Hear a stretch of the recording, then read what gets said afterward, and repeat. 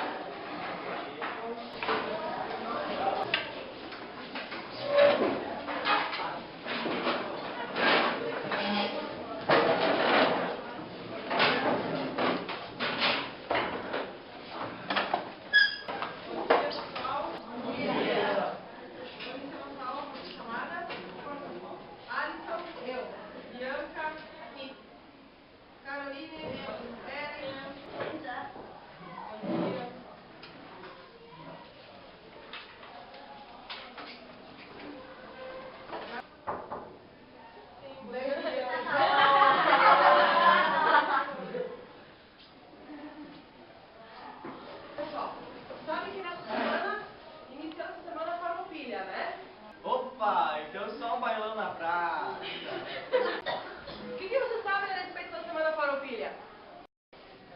Eu sei que eles queriam se separar do Brasil. Ah, já pensou? Seria assim, nós temos um país em vez de ter um estado. Eu não acho muito legal. Eu gosto de ser brasileira. Imagina, os gaúchos só se acham. Chega de brincadeiras, pessoal. Vamos se concentrar para tentar entender como é que começou toda essa história da Revolução Farroupilha, certo? Certo? Bom, na época da Revolução Farroupilha, o Brasil estava vivenciando o período imperial, que é o período em que o Brasil era governado por imperadores. Esse período ele é dividido em 3 períodos.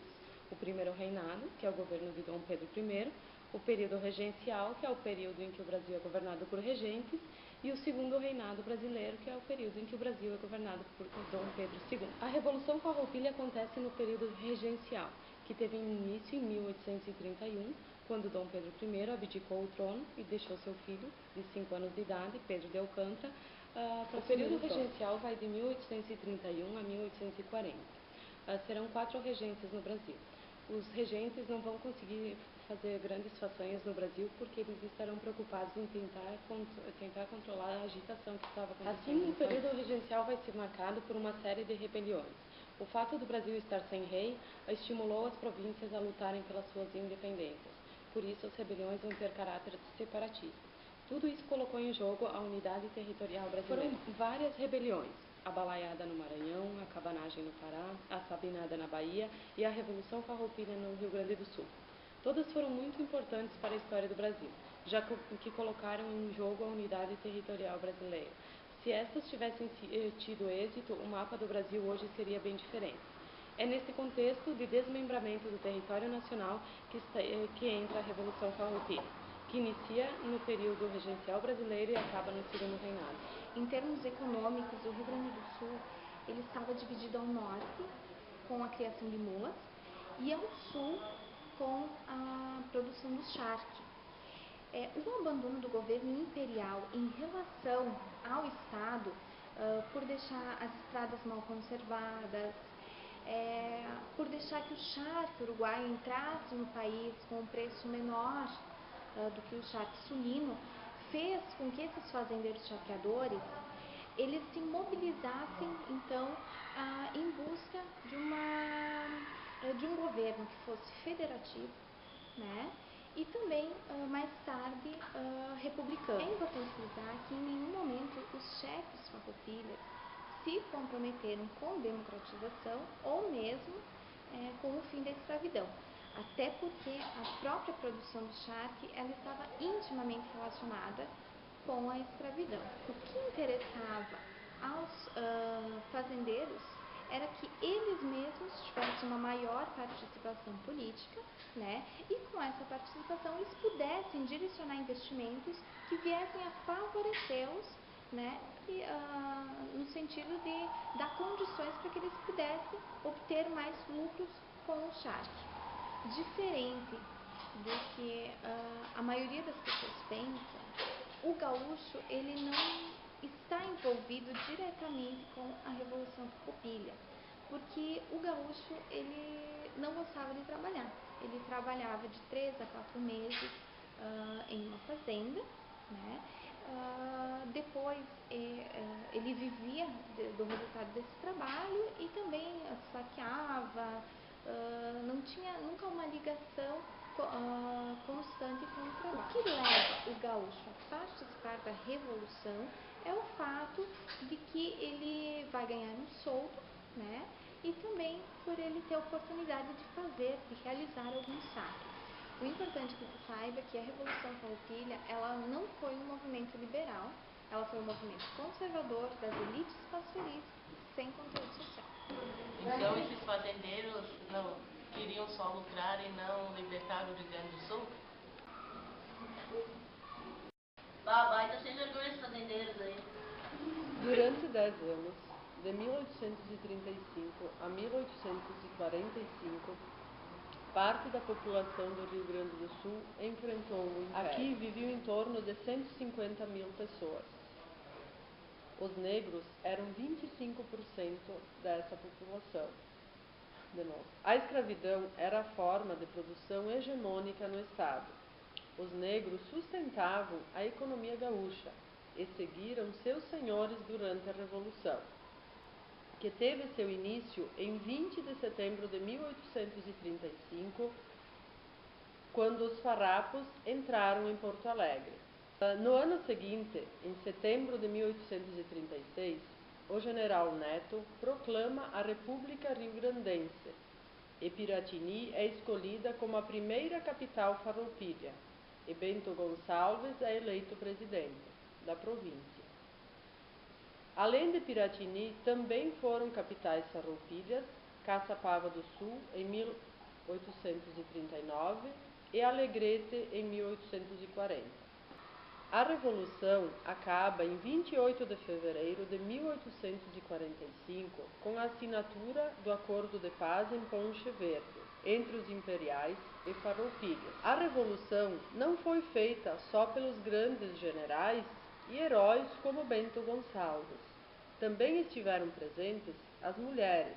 Elas foram fundamentais, pois, enquanto os maridos e companheiros estavam na luta, elas estavam nas estâncias, administrando a lida campeira e doméstica, cuidavam dos filhos, dos escravos, guardavam o lar e se encarregavam do abastecimento das tropas, com roupas, alimentos, utensílios, e muitas ainda acompanhavam as tropas. A Revolução Farroupilha deixou para os gaúchos algumas marcas, como a melodia do nosso hino e a bandeira tricolor, que era o símbolo farroupilha mais importante. Os triângulos verde e amarelo representavam as figuras geométricas da perfeição. O vermelho representava o mundo das lutas tingido de sangue, base do progresso material, representado pelo triângulo cor de ouro, e a perfeição moral simbolizada no triângulo cor de esperança. Pobre dos escravos tributaram dizendo que queriam ganhar sua liberdade. Calma, pessoal, que pior ainda tá por vir. A Revolução acaba no dia 28 de fevereiro de 1845, com a assinatura do Acordo de Paz de Ponche Verde, entre os imperiais e os farroupilhas. Esse tratado acabou sancionando a vitória do Império e reconhecendo a hegemonia política dos latifundiários. É importante a gente salientar que jamais os chefes farroupilhas pretendiam a abolição da escravidão. Nós tínhamos uma sociedade sustentada pelo escravismo. O movimento não tinha caráter social algum, era puramente econômico. Porque se eles abolissem a estrutura social vigente, seria abalada. Haveria uma inevitável desestruturação do sistema político da época. Lá pelas tantas da Revolução, os imperiais ligaram-se com os republicanos, o que prova que a Revolução não foi uma revolução do povo. Quem estava no poder na época da eclosão do movimento eram os charqueadores e os fazendeiros, que tinham sido afetados com a abolição de Dom Pedro. Nesses 10 anos de luta, os negros acabaram ajudando a consolidar a nova relação de forças e domínio da aristocracia agrária e negreira. No final da guerra, os negros eram uma preocupação. Libertos e armados, eles poderiam retirar-se ir para o Uruguai ou para a Argentina e fortalecer as tropas opostas ao Império. Sim, a saída encontrada foi o massacre de Porongos, considerado o momento mais indigno da guerra. Então, na madrugada de 14 de novembro de 1844, no Cerro de Porongos, os rebeldes foram derrotados. Mas isso só aconteceu porque houve uma traição. Uma carta do Barão de Caxias comprova tal traição. O grande general Farroupilha traiu suas tropas. Os negros foram orientados a ir dormir, que o conflito tinha acabado. Assim, desarmados, foram massacrados pelos inimigos. Era para ser um negócio secreto estabelecido com Davi Canabarro. Esse desfecho lhe resolveria todos os problemas. Assim, na carta, Caxias ordena fria e hipocritamente que seja poupado o sangue brasileiro dos brancos e dos índios, já que estes poderiam ainda ser úteis.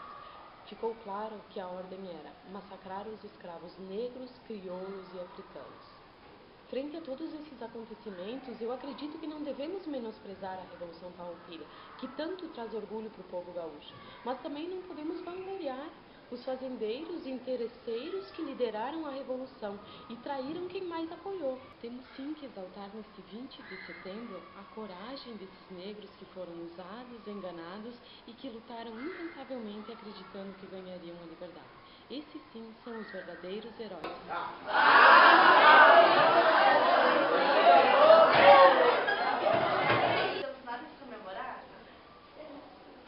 Temos sim, afinal foram 10 anos de luta, onde os negros lutaram pelos seus ideais. Pena que esses ideais não eram os mesmos que os fazendeiros.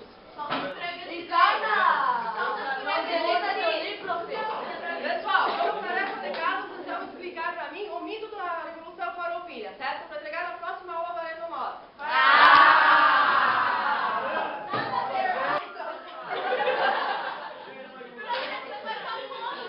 Esse menino tá com problema.